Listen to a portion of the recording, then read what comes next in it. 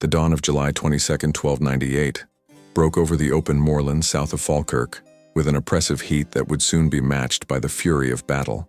In the darkness before sunrise, William Wallace, guardian of Scotland, walked among his spearmen as they formed into great circular formations called schiltrons, bristling hedgehogs of iron-tipped pikes pointing outward at every angle.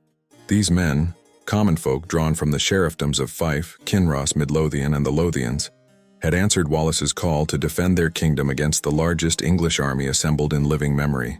They wore no armor beyond leather jerkins and rough helmets. Their only weapons were 14-foot spears, short swords, and an unwavering belief that the man who had humiliated England at Stirling Bridge 11 months earlier could deliver another miracle. But Wallace knew what his men did not. 2 nights earlier, his plan for a surprise attack on King Edward II's encampment at Kirkliston had been betrayed. Scottish nobles, men who should have stood beside him, had instead ridden through the darkness to the English lines, revealing Wallace's position and intentions. According to contemporary English chronicles, Gilbert de Umfraville, Earl of Angus, and Patrick, Earl of Dunbar, had disclosed the location of Wallace's army in the woods of Callander, destroying any hope of avoiding pitched battle. Edward, who moments before had been contemplating withdrawal to Edinburgh for supplies, reportedly exclaimed, "As God lives, they need not pursue me, for I will meet them this day." The betrayal had forced Wallace's hand. Now as the summer sun climbed higher, he faced an impossible choice between retreat that would fragment his army or battle against overwhelming odds. The English host that advanced toward Falkirk that morning was a war machine of unprecedented scale. Contemporary pay records document over 14,000 soldiers receiving wages, though the total force, including unpaid volunteers, noble retinues, and camp followers, likely exceeded 20,000. At the vanguard rode 3,000 heavy cavalry, knights encased in chainmail reinforced with steel plates, mounted on destriers bred for war. Behind them marched 12,000 infantry, including 10,000 Welsh longbowmen, whose weapon would prove decisive. King Edward Thurst commanded from the center, flanked by Anthony Beck, the militant Bishop of Durham, and the greatest English magnates, the Earls of Norfolk, Hereford, Lincoln, and Surrey. These were veterans of Edward's French campaigns, men who had perfected the coordination of heavy cavalry and massed archery. Wallace's army, by contrast, numbered no more than 8,000 spearmen, perhaps a few hundred archers from the Ettrick Forest, and a small cavalry contingent whose loyalty would soon prove catastrophic. That cavalry, commanded by John Comyn, Lord of Badenoch, known as the Red Comyn, represented the Scottish nobility's grudging participation in a war they increasingly doubted. Many nobles had English estates or relatives held hostage in Edward's castles. Their allegiance to Wallace, a man of lesser nobility who had risen through military prowess rather than blood, was fragile at best. As the English cavalry appeared through the morning haze, their armor glinting like a river of steel, Wallace turned to his men and reportedly said, "I have brought you to the ring. Hop if you can." It was a grim jest that acknowledged what was coming. The schiltrons stood firm, their spears angled outward, awaiting the charge that would determine Scotland's fate. What happened in the hours that followed would shatter Wallace's reputation, divide Scotland for a generation, and establish a pattern of noble betrayal that would haunt the wars of independence for decades. The mystery is not whether betrayal occurred. Contemporary sources from both sides confirm it, but why?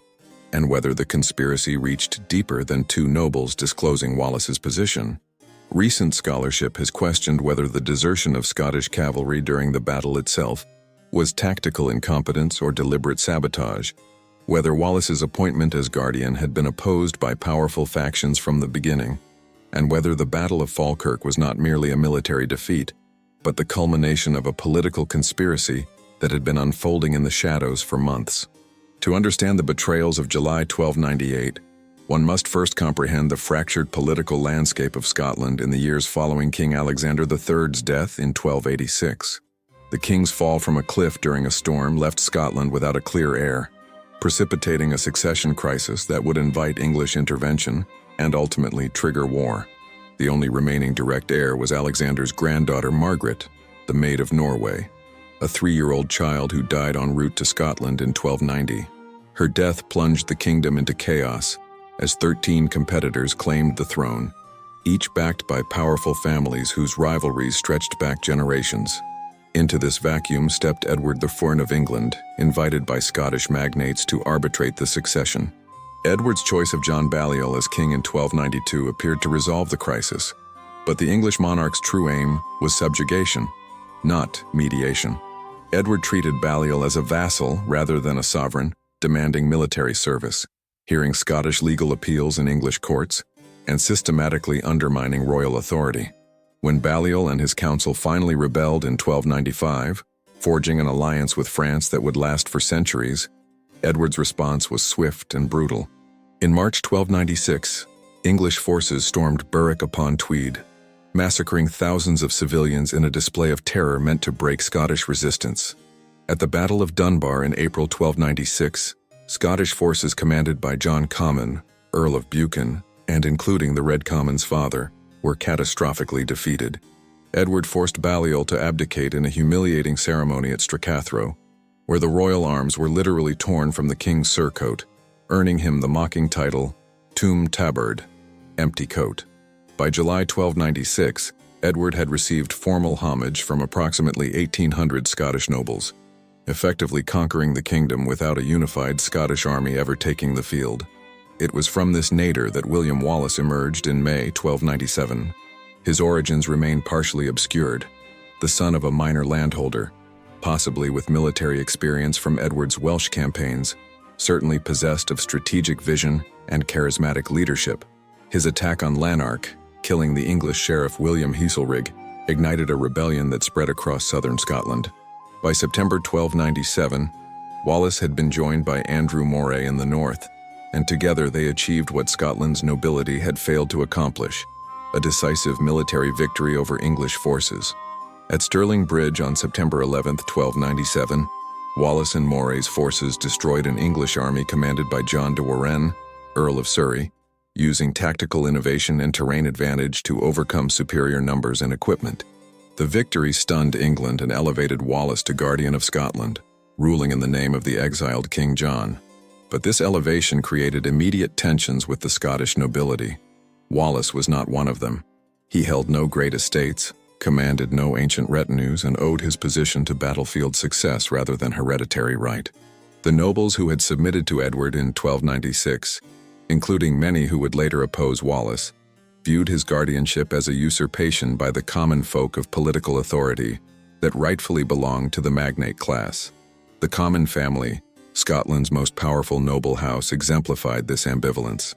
John Comyn the Red had been captured at Dunbar and imprisoned in the Tower of London, released only after swearing service to Edward in Flanders. When he deserted the English in March 1298 and returned to Scotland, his motivations were complex. Loyalty to the deposed King John, his uncle, hatred of English occupation, but also resentment of Wallace's meteoric rise and the populist nature of his support base. Contemporary chronicles hint at deeper conspiracies. The 14th century chronicler John of Fordun, writing decades after the events, claimed that the Commons hated Wallace and appeared at Falkirk with premeditated treachery in mind. While Fordun's account is partisan, he favored Robert Bruce, the Commons' mortal rival.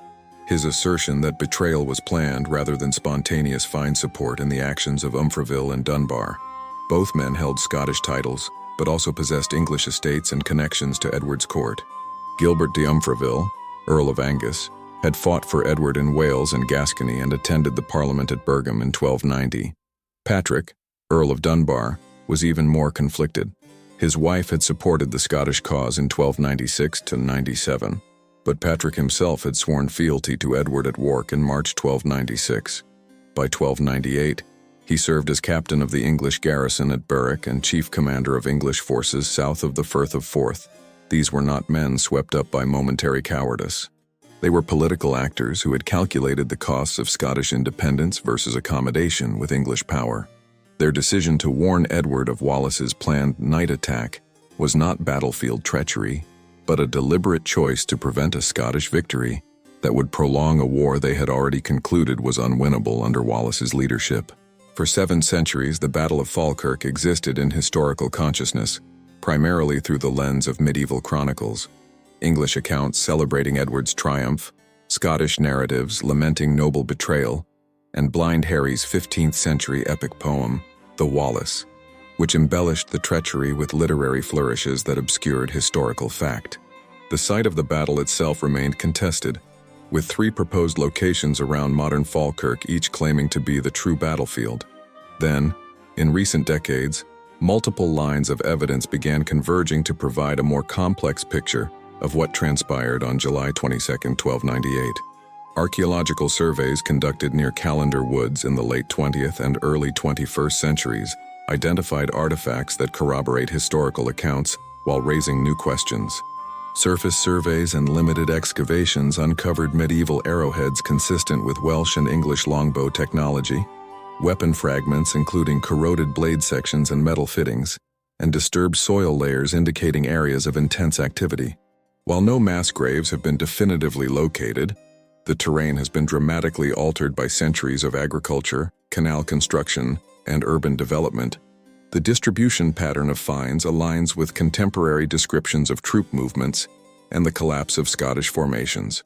A specialist in medieval battlefield archaeology noted that the concentration of arrowheads in specific areas supports accounts of massed archery being deployed against static infantry formations, a tactic that would become characteristic of English warfare at Crécy and Agincourt decades later.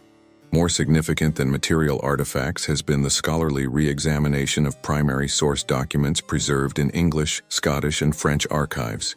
The Falkirk Roll, an occasional roll of arms dating from 1298, lists 111 English bannerets and noblemen present at the battle, providing unprecedented detail about Edward's forces. Analysis of this document by paleographers revealed not only who fought but also the heraldic connections and feudal relationships among participants. Cross-referencing the Falkirk Roll with Scottish records from the same period identified nobles who should have been at the battle but were conspicuously absent, as well as those who appeared on both sides at different points in the conflict. The English Lanercost Chronicle, a contemporary record written within decades of events, describes the battle without the partisan embellishments of later accounts, providing a stark assessment. The Scottish cavalry failed completely, and the common infantry, though fighting bravely, were overwhelmed by archery. The discovery in 2001 of additional correspondence in the French Royal Archives shed new light on Wallace's diplomatic efforts following Falkirk. A letter from King Philip IV of France dated November 7, 1300, instructs his envoys in Rome to assist Sir William and suggests Wallace had traveled to the continent seeking support for Scottish independence. This diplomatic mission, previously known only through fragmentary references, indicates that Wallace's resignation as guardian in December 1298 did not end his role in the resistance. Historians specializing in Franco-Scottish relations have argued that Wallace's European diplomacy represented an alternative strategy to the noble-dominated politics that had failed at Falkirk, an attempt to secure international recognition for Scottish independence without relying on a fractured aristocracy. Recent computer-aided analysis of medieval chronicles has revealed patterns in how the battle was described across different sources. Researchers using textual analysis software identified common phrases and narrative structures that suggest some accounts copied from others or drew on shared oral traditions. More intriguingly, they discovered deliberate omissions and euphemisms in Scottish sources when describing noble conduct during the battle. Where English chronicles explicitly state that Scottish cavalry fled before striking a blow, Scottish accounts use phrases like withdrew from the field or departed the battle, linguistic choices that suggest later chroniclers were aware of treachery but reluctant to state it directly, possibly because descendants of those nobles remained powerful when the chronicles were written. The modern town of Falkirk has incorporated this history into its landscape through commemorative markers and interpretive sites. Yet debate continues about the battlefield's precise location. Ground-penetrating radar surveys conducted in 2015-2018 identified anomalies consistent with mass burials in areas south of Calendar Woods, but permission for excavation has been repeatedly denied due to the sites being under residential development. Archaeological specialists have expressed frustration that modern construction continues to destroy potentially significant sites before they can be properly investigated. A researcher in battlefield studies noted that Falkirk represents one of the largest battles fought on British soil before the modern era. Yet our physical understanding of the engagement remains limited by urban development and restricted access to key areas.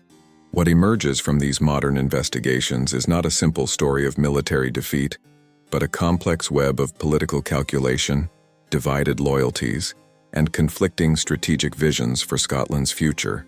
The betrayals that culminated at Falkirk were not isolated incidents, but part of a broader crisis within Scottish political culture, a crisis that would continue to undermine resistance to English occupation until Robert Bruce finally unified the nobility through a combination of military success and ruthless elimination of rivals.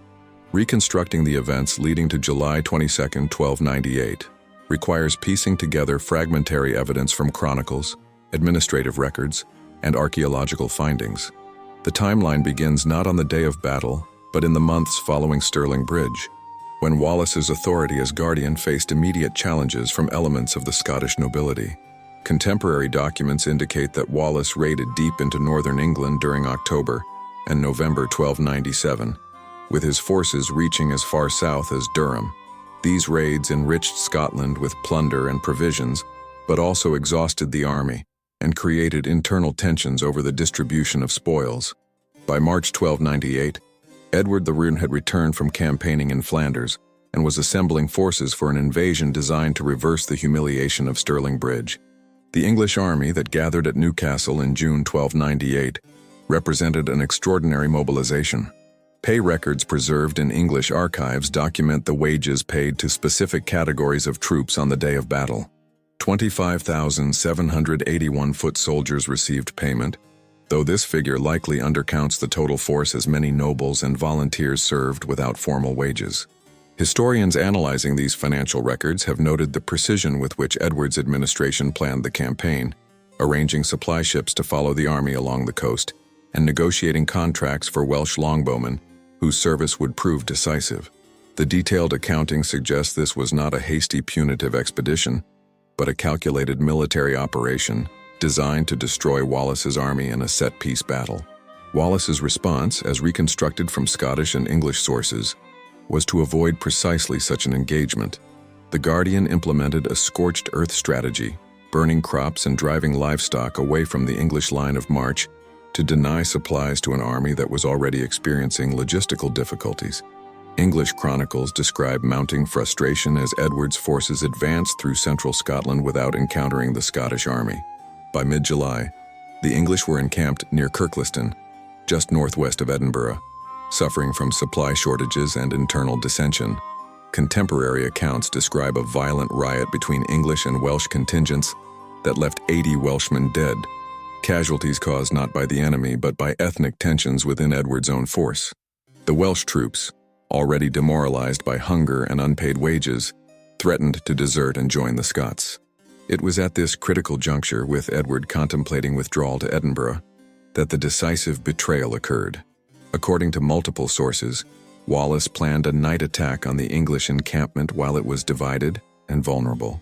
The element of surprise might have allowed Scottish forces to inflict casualties and disrupt Edward's army sufficiently to force a retreat. But on the evening of July 21st, Gilbert de Umfraville and Patrick of Dunbar rode to the English lines with intelligence about Wallace's position and intentions. The English Scala Chronica, a 14th-century chronicle compiled from earlier sources, states that the two Scottish earls warned the king of Wallace's location at Torwood near Falkirk. Edward immediately broke camp and marched his army through the night to forestall the Scottish attack and bring Wallace to battle. The night march itself nearly ended in disaster for the English. Edward was sleeping in his armor beside his horse when his destrier was disturbed and trampled on him, breaking 3 ribs and crushing part of his armor. The commotion caused cries of "Treason! The Scots are upon us!" to spread through the English camp, creating momentary panic before Edward mounted his horse and rode through the lines to prove he was unharmed. By dawn on July 22nd, the English army had taken up positions south of Falkirk, cutting off Wallace's line of retreat and forcing him to accept battle on ground he had not chosen. The Scottish deployment, as described in contemporary sources, consisted of 4 large schiltrons positioned on rising ground with marshy terrain to the front. Each schiltron contained approximately 1,000 spearmen arranged in tight circular formations, their 14-foot pikes creating an all-around defensive perimeter. Between the schiltrons, Wallace positioned his archers, primarily men from the Ettrick Forest, far fewer in number and less well-equipped than the English longbowmen. To the rear, John Comyn commanded the Scottish cavalry, perhaps 500 mounted men-at-arms drawn from noble retinues. This deployment demonstrated Wallace's understanding of defensive warfare. The schiltrons were designed to resist cavalry charges, the archers would harass approaching infantry, and the cavalry would theoretically counterattack once English forces were committed. But the deployment also revealed Wallace's fundamental weakness. He commanded an army divided by class and loyalty. The common spearmen in the schiltrons trusted Wallace, their champion who had elevated them to historical significance. The nobles commanding the cavalry viewed him as a temporary expedient, a commoner whose authority they accepted only because the alternative was submission to England. As the English army deployed in 3 divisions, the Earl Marshal commanding the left, Bishop Beck commanding the right, and Edward himself commanding the center, this internal division was about to explode into catastrophe. The English vanguard, encountering the marsh in front of the Scottish position, began a flanking maneuver to the west. Rather than wait for Edward to coordinate the assault, the knights under Bishop Beck's command ignored his orders and charged immediately, eager to engage before their rivals claimed the glory. This premature attack should have been a Scottish opportunity, disorganized cavalry crashing into prepared infantry. But according to every account of the battle, Scottish and English alike, what happened next ensured Wallace's defeat. The most revealing aspects of the Battle of Falkirk often lie not in what medieval chronicles explicitly state, but in their conspicuous silences, contradictions, and the documentary gaps that appear precisely where one would expect detailed records. Historians examining Scottish governmental and ecclesiastical records from 1298 have identified systematic absences that suggest deliberate suppression of information about the conduct of certain nobles during and after the battle. Charter witness lists, which ordinarily document the presence of major figures at important transactions, show unexplained gaps for several key nobles in the months surrounding Falkirk. These individuals, who appear regularly in documents before July 1298 and resume appearing afterward, are mysteriously absent from records during the crucial period when their actions would have been most scrutinized. The Red Comyn's role presents the most significant documentary puzzle. John Comyn, Lord of Badenoch, commanded the Scottish cavalry at Falkirk, yet accounts of his conduct vary dramatically depending on the source and the date of composition. Contemporary English chronicles written within years of the battle describe the Scottish cavalry as fleeing before striking a blow, without explicitly blaming Comyn or suggesting premeditated treachery. Later Scottish sources, particularly John of Forden's chronicle compiled in the 1380s, explicitly accuse Comyn and his kin of appearing at Falkirk with premeditated treachery in mind, and abandoning Wallace due to ill will begotten of envy. Yet Forden was writing nearly a century after the events, during a period when the Comyn family had been destroyed by Robert Bruce, making his account potentially influenced by later political propaganda that needed to justify Bruce's murder of the Red Comyn in 1306. The most intriguing evidence comes from administrative records that reveal what did not happen after Falkirk. Following major battles in medieval warfare, inquiries typically investigated significant failures, particularly when nobles' conduct was questionable. After English defeats, Edward the Rune routinely demanded explanations and sometimes punished commanders whose failures cost lives or territory. Yet despite the catastrophic Scottish defeat at Falkirk and widespread rumors of noble betrayal, no contemporary Scottish records document any formal inquiry into the cavalry's departure from the battlefield. The Guardians' Council, which should have addressed such a critical failure, apparently held no proceedings, heard no testimony, and assigned no blame. This silence is deafening, either because Wallace lacked the political power to investigate nobles he depended upon, or because an investigation would have revealed complicity, extending beyond those who fled the field. Ecclesiastical records present similar anomalies. The Scottish Church maintained extensive documentation of significant events, particularly battles involving the kingdom's independence. Bishops who supported Wallace should have memorialized the battle, collected testimony from participants, and preserved accounts of martyrs who died defending Scotland. Instead, church archives from the relevant dioceses show substantial gaps for 1298. The register of the Bishop of St. Andrews, which would have covered the region where many participants originated, has several missing folios for the period immediately following Falkirk. Researchers examining the physical manuscript have determined these pages were not lost to decay or accident, but were cut from the binding with deliberate precision, likely during the 14th century, when someone with access to church archives found their contents politically inconvenient. The treatment of Gilbert de Umfreville and Patrick of Dunbar in subsequent records reveals another layer of complexity. Both men continued to serve Edward the Fern without apparent consequences for their betrayal of fellow Scots. Umfreville appears in the Falkirk roll as present with Edward's forces, and he received various English appointments afterward until his death in 1308. Patrick of Dunbar similarly prospered under English patronage, serving as captain of Berwick, and later as a Scottish commissioner to the English Parliament. Yet Scottish sources from the period rarely mention these men by name when discussing the events leading to Falkirk. Where English chronicles explicitly credit them with warning Edward of Wallace's position, Scottish accounts use vaguer language. Certain Scottish nobles, or traitors unnamed, who resented Wallace's rise. This deliberate vagueness suggests Scottish chroniclers knew the identities of the betrayers, but were reluctant to name them, possibly because their families remained powerful even after Scotland eventually achieved independence. Financial records reveal another significant absence. Following the Battle of Stirling Bridge, English administrative documents meticulously recorded the disposition of Scottish estates confiscated from rebels. After Falkirk, similar records should document the reward of Scottish nobles who assisted Edward. While some general grants appear in English rolls, the specific rewards to individuals who betrayed Wallace's plans are not explicitly documented. This could reflect Edward's desire to maintain deniability about collaboration with Scottish nobles, preserving their ability to appear neutral or even anti-English while actually serving as informants.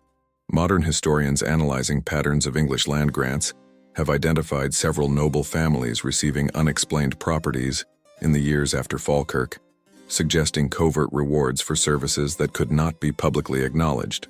Perhaps most mysteriously, Wallace's own activities immediately after resigning as guardian in December 1298 are poorly documented. He appears to have traveled to the continent, seeking diplomatic support from France and possibly Rome, but the details of this mission emerge only fragmentarily from scattered references in foreign archives. His absence from Scottish records during this period could reflect genuine obscurity, as he operated outside official channels. But it might also indicate that Wallace's diplomatic efforts involved sensitive negotiations that later Scottish authorities found embarrassing, possibly including attempts to reconcile with the common faction or to secure French intervention in ways that would have compromised other Scottish interests.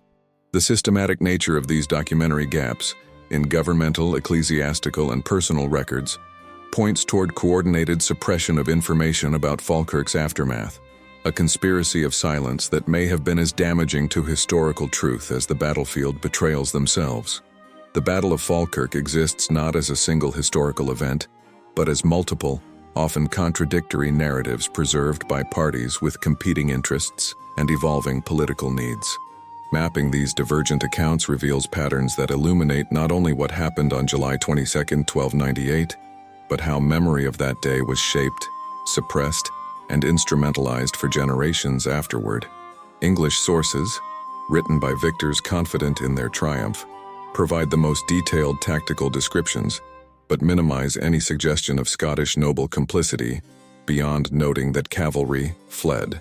Scottish sources, produced by a defeated nation still struggling for independence, emphasize English numerical superiority and longbow effectiveness, while carefully navigating the politically sensitive question of noble betrayal. French and other continental sources, viewing events from a distance, sometimes preserve details that partisan accounts omit or disguise. The earliest English account, Walter of Guisborough's chronicle written within a decade of the battle, describes the engagement in tactical terms that emphasize English military prowess. Guisborough states that Scottish cavalry charges were brought to nothing against the Chiltrons, that Edward's patience in deploying his longbowmen proved decisive, and that the Scottish defeat was complete and properly earned through superior strategy and execution. Notably, Guisborough does not mention Scottish nobles warning Edward about Wallace's planned night attack. focusing instead on Edward's determination to bring Wallace to battle, despite supply shortages and internal dissension in the English ranks.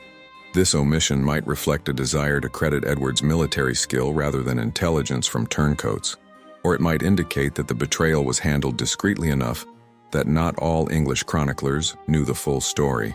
The Lanercost Chronicle, another near-contemporary English source, provides the bluntest assessment of Scottish cavalry performance.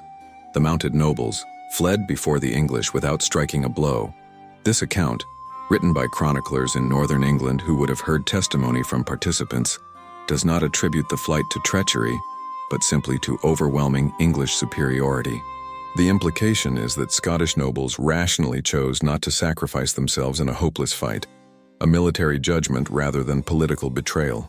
Yet this interpretation sits uneasily with the fact that the Scottish cavalry departed while the battle's outcome was still uncertain, before the archery that ultimately destroyed the Schiltrons had even begun.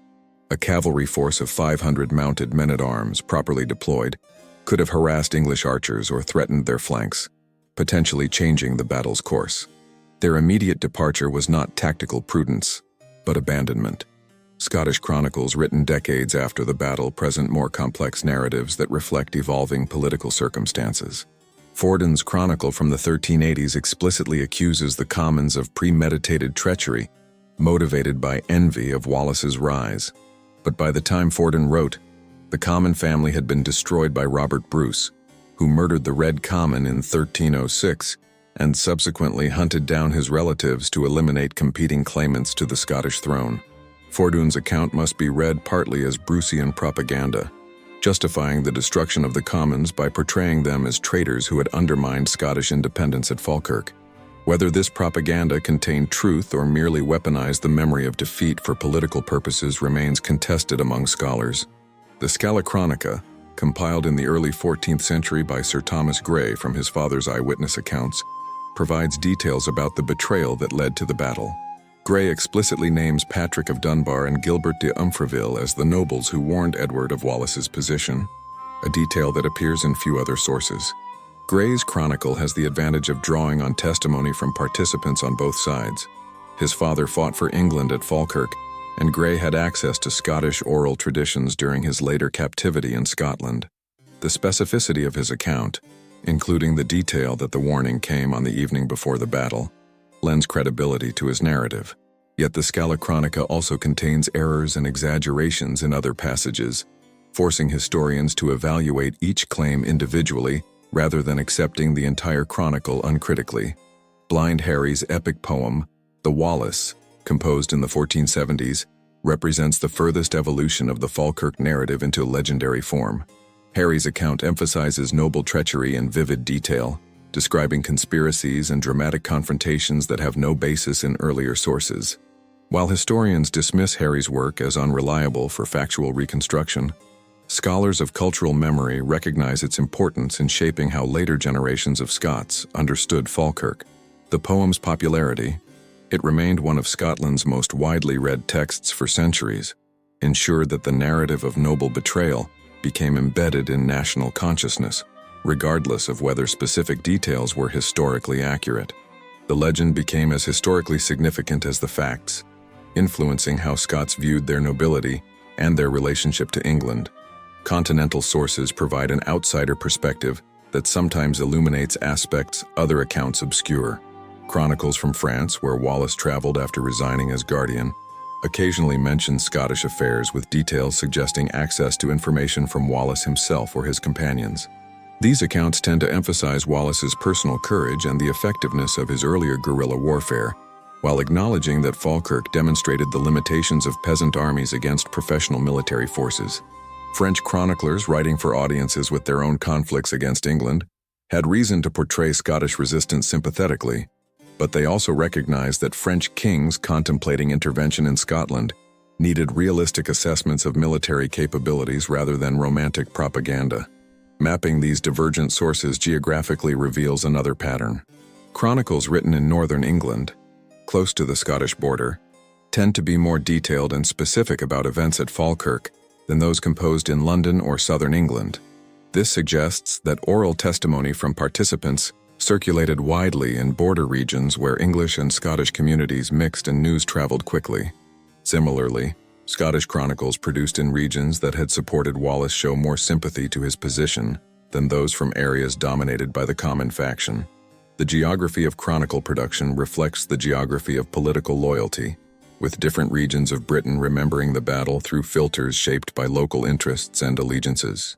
Reconstructing the truth requires synthesizing these divergent accounts while recognizing that no single narrative captures the full complexity of an event shaped by military, political, and personal factors that remain imperfectly documented 7 centuries later. The betrayals at Falkirk were not isolated incidents of cowardice or battlefield incompetence, but potential manifestations of a deeper political conspiracy that had been developing since Wallace's elevation to Guardian. Evidence preserved in governmental records, aristocratic correspondence, and diplomatic archives suggests that significant factions within Scottish nobility never accepted Wallace's authority and actively worked to undermine his position from the moment he claimed power in the name of the exiled King John Balliol. Understanding this conspiracy requires examining the structural tensions within Scottish political culture that made Wallace's position as Guardian fundamentally unstable, regardless of his military skills or personal courage. The Scottish political system in the late 13th century was dominated by a small number of powerful families whose wealth, land, and military resources dwarfed those of lesser nobles like Wallace. The Commons were preeminent among these magnate families. They held the lordship of Badenoch, the earldom of Buchan, and extensive estates across Scotland. Through marriage alliances, they connected to the Balliols, the royal family itself. The Red Common's mother was King John's sister. This network of blood and marriage gave the Commons a claim to legitimate political authority that Wallace, a knight of modest origins, could never match. When Wallace became Guardian after Stirling Bridge, he displaced the natural political order, and powerful interests immediately began calculating how to restore it. Contemporary documents reveal attempts to limit Wallace's authority even while he served as Guardian. Charters issued in late 1297 and early 1298 show Wallace acting jointly with other figures whose names suggest compromise arrangements forced upon him by nobles who insisted on shared power. The composition of Guardian councils, as reconstructed from fragmentary records, included representatives of competing factions who likely spent more energy checking each other than coordinating Scottish resistance. Historians specializing in medieval Scottish government have noted that Wallace's tenure as sole Guardian was remarkably brief, only from September 1297 to December 1298, and that he was replaced by a joint guardianship of John Comyn and Robert Bruce, bitter rivals whose appointment together virtually guaranteed governmental paralysis. The timing and method of betrayal at Falkirk suggest advanced planning rather than spontaneous decision-making. Gilbert de Umfraville and Patrick of Dunbar were both present in Scotland when Wallace's army assembled, yet they chose to approach the English army at precisely the moment when Edward was contemplating retreat. This required them to be monitoring Wallace's movements, maintaining contact with English forces despite nominally being Scottish nobles, and correctly judging both the timing and the nature of information that would be valuable to Edward. Such coordination implies either a pre-existing intelligence network or sophisticated political calculation about when betrayal would be most effective and least personally costly. Both men held lands in both kingdoms and had sworn oaths to both Edward and the Scottish crown at various times. Their divided loyalties were not accidental, but structural features of a border aristocracy whose survival depended on maintaining relationships with powers on both sides. After Falkirk, the pattern of noble advancement and reward reveals the outlines of a system that incentivized cooperation with England. Nobles who accommodated English occupation received protection for their estates, favorable treatment in legal disputes, and opportunities to expand their holdings at the expense of more obstinate resistors. Those who continued to resist faced harassment, confiscation, and the constant threat that England's superior military resources would eventually crush them. This system created a rational calculation that made resistance appear futile and collaboration prudent. Wallace represented the opposite calculation, that national independence was worth any sacrifice, that compromise with occupation was both morally wrong and strategically self-defeating. His vision had won at Stirling Bridge. But at Falkirk, the aristocracy demonstrated its rejection of that vision in the most direct possible way, by abandoning him on the battlefield. The suppression of information about the conspiracy followed multiple strategies. Official records were edited or destroyed as evidenced by the missing folios in ecclesiastical registers and governmental rolls. Participants maintained silence about specific conversations and agreements, leaving historians to infer conspiracy from circumstantial evidence rather than explicit documentation. Most effectively, the narrative of Falkirk was gradually transformed from one of betrayal to one of military inevitability. The story that English superiority in numbers, equipment, and tactics made Scottish defeat unavoidable, regardless of noble loyalty. This narrative served multiple interests. It allowed the English to claim victory through military excellence rather than Scottish treachery. It permitted Scottish nobles to avoid blame for abandoning their guardian, and it provided a fatalistic explanation for defeat that required no uncomfortable investigation of who had betrayed whom. Modern scholarship has attempted to penetrate this wall of silence by analyzing patterns in land transfers, tracking the movements of key figures through scattered references in multiple archives, and identifying correlations between individuals' wartime conduct and their post-war prosperity. Research into the Comyn family's extensive correspondence network, preserved fragmentarily in various noble archives, has revealed that the family maintained communication links across Scotland and into England even during periods of open warfare, suggesting an intelligence capability that could have supported coordinated political action. Similarly, analysis of English governmental records has identified instances where Edward I received information about Scottish plans and dispositions that could only have come from highly placed sources within the Scottish leadership. The most damning evidence, though circumstantial, is the complete absence of consequences for the nobles who betrayed Wallace. In a functioning medieval government, abandoning one's commander in battle constituted treason punishable by death or forfeiture of estates. Yet no Scottish noble faced trial or punishment for the events at Falkirk. This immunity can be explained three ways. Wallace lacked the political power to prosecute nobles his government depended upon.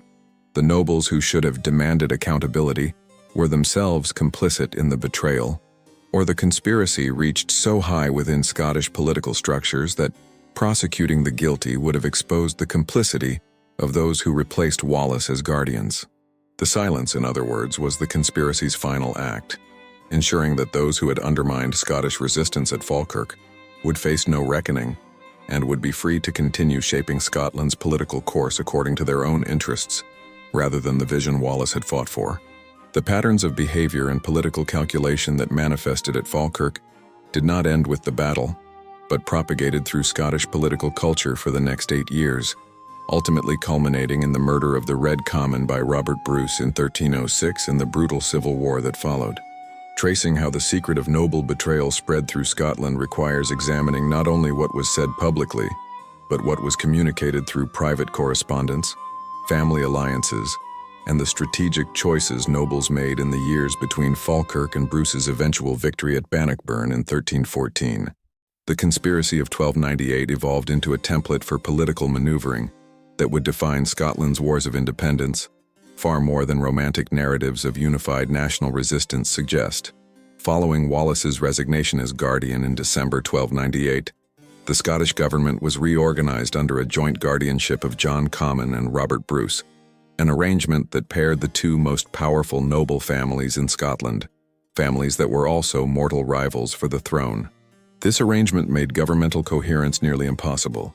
Comyn supported the restoration of King John Balliol, whose blood connection to the Comyn family gave them influence over the monarchy.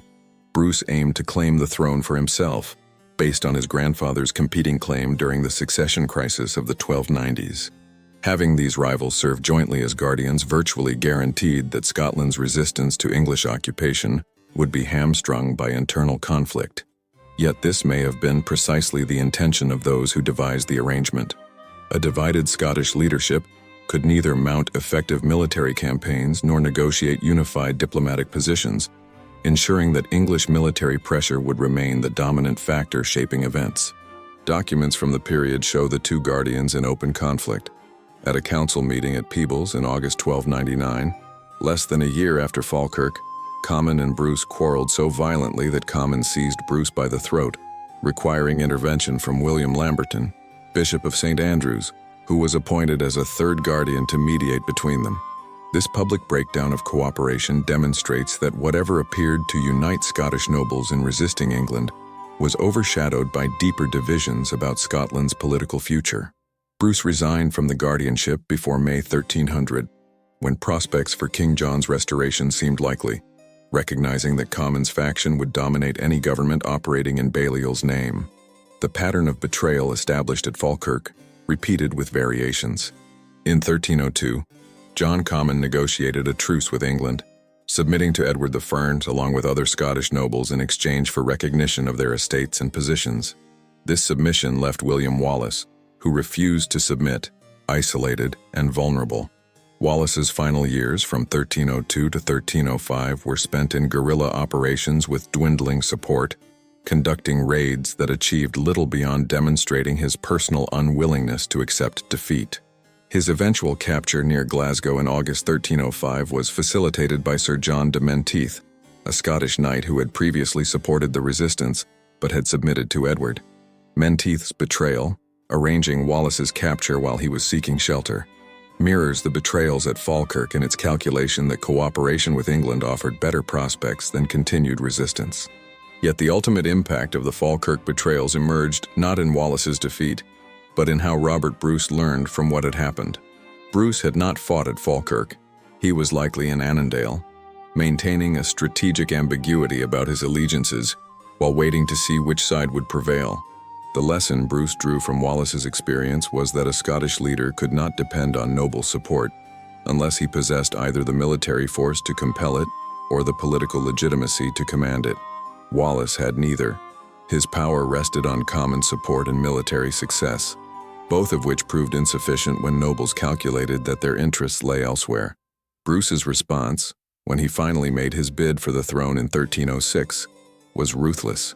He met with John Comyn at Greyfriars Church in Dumfries, ostensibly to negotiate but actually to eliminate his greatest rival. When the conversation turned hostile, Bruce stabbed Comyn before the altar, and his supporters completed the murder. Bruce then launched a campaign that systematically destroyed the Comyn faction and any other nobles who opposed him, using violence and land confiscation to create a nobility that owed its position to him personally rather than to ancient lineage. The spread of knowledge about Falkirk through oral tradition and family memory created a cultural legacy that shaped how Scots understood their relationship to nobility and power. Folk traditions preserved in various regions of Scotland maintained that Wallace had been betrayed by nobles who envied his common origins and resented his elevation. These traditions, passed through generations independently of written chronicles, ensured that the memory of betrayal remained alive even when official histories became vague or silent. The persistence of these oral traditions influenced how later Scottish leaders approached questions of loyalty and trust. The Declaration of Arbroath in 1320, Scotland's famous assertion of independence, was signed by Scottish nobles swearing allegiance to Robert Bruce, but also asserting the conditional nature of that allegiance. If Bruce were to submit to England, the nobles reserved the right to replace him. This clause reflected the memory of how previous Scottish kings and guardians had been undermined when noble support evaporated. Archaeological evidence provides physical traces of how the legacy of Falkirk spread across Scotland. Graves of knights killed in the battle exist not only at Falkirk Old Parish Churchyard, where Sir John de Graham and Sir John Stewart were buried, but in family burial grounds scattered across regions that supplied forces to Wallace's army. These graves, many marked with carved effigies showing knights in full armor, served as memorials not only to individuals, but to the sacrifices demanded by resistance to England. The iconography of these monuments, swords, shields, and in some cases incomplete or damaged carvings, has been interpreted by specialists in medieval funerary art as expressing both pride in military service and trauma about defeat and betrayal. The incompleteness of certain carvings may reflect families' unwillingness to fully commemorate defeats that remained politically sensitive years after they occurred. The secret of what happened at Falkirk lived on not as a single hidden truth, but as a pervasive awareness among Scotland's political class that loyalty was contingent, that betrayal was rational under certain circumstances, and that any leader who depended on noble support without possessing the means to compel or reward it would eventually face the choice Wallace faced on July 22, 1298: fight alone or accept defeat. Robert Bruce's transformation of Scottish political culture after 1306 can be understood partly as a response to this lesson, an attempt to create a system where betrayal became more costly than loyalty, through a combination of ruthless violence against potential traitors and generous patronage to supporters. The fact that this system ultimately succeeded where Wallace's popular movement failed suggests that the nobles who abandoned Wallace at Falkirk had correctly assessed the requirements for effective political power in medieval Scotland, even if their assessment prioritized their own interests over the cause of independence. The definitive breakthrough in understanding the Battle of Falkirk and its betrayals has come not from a single dramatic discovery, but from the accumulation of evidence that forces revision of previously accepted narratives. Modern scholarship, combining rigorous analysis of primary sources with archaeological findings and comparative study of medieval warfare, has established beyond reasonable doubt that the defeat of July 22, 1298, resulted from a complex interaction of military, political, and personal factors rather than any single cause. Yet significant aspects of what happened that day remain contested, and certain questions that should be answerable through historical evidence continue to resist resolution due to documentary gaps that appear too systematic to be accidental. The revelation that has most transformed scholarly understanding emerged from detailed comparison of English administrative records with Scottish chronicles and French diplomatic correspondence. Researchers working across multiple archives identified a pattern of information flow from Scotland to England during the months leading to Falkirk that could only have been sustained by individuals with access to Wallace's strategic planning. English military preparations, as documented in supply contracts and troop movements, demonstrate advanced knowledge of Wallace's intended operations that Edward's intelligence network should not have possessed without sources inside the Scottish leadership.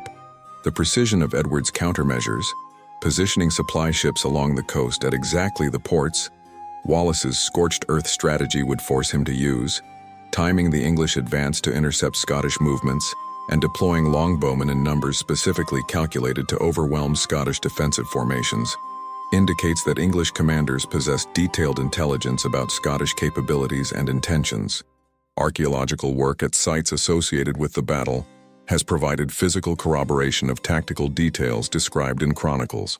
The discovery of concentrated deposits of arrowheads in areas corresponding to where the schiltrons were positioned confirms contemporary accounts that massed archery destroyed Wallace's formations. Analysis of the arrowheads' design and manufacture patterns indicates they were produced at multiple English fabrication sites and transported to Scotland specifically for the 1298 campaign, demonstrating the scale of Edward's logistical preparation. Environmental analysis of disturbed soil layers has identified zones of intense activity consistent with the flight of Scottish forces described in English accounts. Evidence of hundreds or thousands of individuals moving rapidly across terrain as formations broke and men attempted to escape into nearby woodlands. The most significant recent findings concern the question of whether noble betrayal was premeditated conspiracy or opportunistic abandonment during battle. Specialists in medieval military history have noted that the timing of the Scottish cavalry's departure, immediately when English heavy cavalry charged, before the outcome of those charges was clear, suggests a predetermined decision rather than a spontaneous reaction to battlefield conditions. Properly employed, the Scottish cavalry could have harassed English archers during their deployment or threatened English flanks during the crucial period when longbowmen were decimating the schiltrons. Their immediate flight prevented any such tactical intervention and left Wallace's infantry exposed without cavalry support. While this could be explained as battlefield panic, multiple chroniclers' agreement that the cavalry departed without striking a blow indicates something more calculated. Historians analyzing medieval battle accounts have established that when mounted forces fled due to overwhelming enemy pressure, chronicles typically describe the combat that preceded retreat. The consistent absence of such descriptions at Falkirk strongly suggests the cavalry did not engage at all. Yet even as scholarship has established the reality of betrayal, significant mysteries remain unresolved due to restricted access to crucial evidence. Modern Falkirk has been extensively developed with residential areas, industrial parks, and transportation infrastructure covering much of the presumed battlefield. Requests for archaeological excavation in areas where ground-penetrating radar has indicated possible mass burial sites have been repeatedly denied by property owners and local authorities, preventing investigation that could resolve questions about the battle's location and casualties. A specialist in battlefield archaeology expressed frustration that, "We possess the technology to understand this battle in unprecedented detail, but urban development and restricted access mean that crucial sites may be lost before they can be properly documented." The pattern of denial suggests either bureaucratic caution about disrupting modern infrastructure, or more speculatively, continued sensitivity about what investigation might reveal regarding which families descended from nobles who fled at Falkirk. Documentary restrictions compound the archaeological limitations. While most medieval records relevant to Falkirk have been published and are accessible to researchers, certain private collections held by noble families whose ancestors participated in the battle remain closed to scholarly investigation. Requests to examine these family archives, which might contain personal correspondence, private accounts, or documents removed from public repositories during periods when descendants wished to suppress embarrassing information, have been declined on grounds of privacy or family tradition. Historians specializing in Scottish noble families have noted that this restriction is selective. Families whose ancestors supported Wallace or died heroically at Falkirk generally provide access to their archives, while families descended from those who may have betrayed him maintain confidentiality.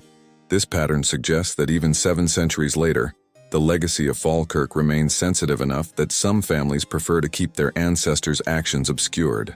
The confrontation between competing historical interpretations has intensified rather than resolved as evidence accumulates. Traditional Scottish nationalist historiography, which portrays Falkirk as a tragic defeat of heroic commoners betrayed by cowardly nobles, faces challenges from revisionist scholarship arguing that Wallace's military strategy was fundamentally flawed and that nobles made rational calculations about a battle they believed was already lost. English historiography has moved from triumphalist celebration of Edward's victory toward more nuanced recognition that the battle's outcome owed as much to Scottish political divisions as to English military superiority.